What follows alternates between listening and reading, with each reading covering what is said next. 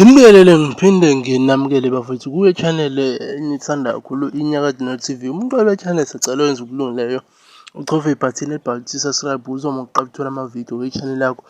Thanda kakhulu bafethu nginiphathele indaba eshisayo ezidibhe Umthandeni for amanqele Etalabha omunye ubaba omshayelayo ubhasikidi kwingoma yakhe eParis ekhuluma emlingisela bafethu. Ayasazi ngempela Umthandeni mayesezotalapha nabantu abadala abamshayela igenci. Kodwa bafethu ungakhulumi kakhulu, ake ngiveze ubufakazi-ke bafethu balento engishoyo-ke, nginikhombise ukuthi kuyiliqiniso lokho engisho ngoba ningithuke kuma-comment section nithi hawu uyahlanya wena. Lokho bafethu kukhona abantu aba-interested ekulaleleni indaba engisuke ngiyifake la.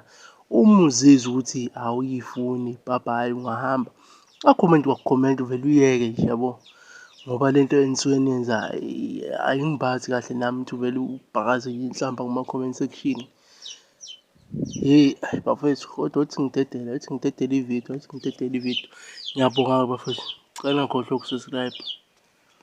Beyinsimbi basha ngathi mangibuyela ngifuna abadlali beyinsimbi lokho sizizwa kabhasi lapha uZuma uyena oyishaya ubhasi kuyiParis. Ngathi mangibuyela kuZuma ngithi Zuma ngiyangena e-studio ntambama wathi Zuma ngifuna 60% lapho ngibuyela. Aba 60% kanjani ngoba ngakukhokhela futhi imali yakho? Hayi sibona ukuthi ma-achieve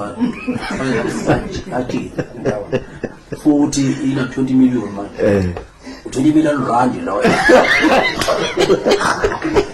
Izima mfethu ukuvala eParis.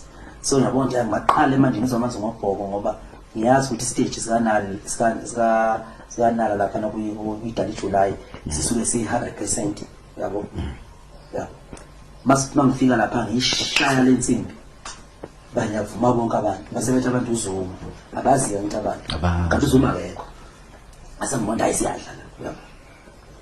uZuma lo ngimtshela ukuthi ngiyabuya kuwe ndoda khona la wona Zuma ngiyabuya. Ngiyanyanya le khona. Ayibone jumpa. Jumpa wona la video iyangicwasela yabona. Isilapha lo masikhathi. Hey jumpa uZuma. Ishaya isikhalaka no basket iyasho ukuthi ayikaba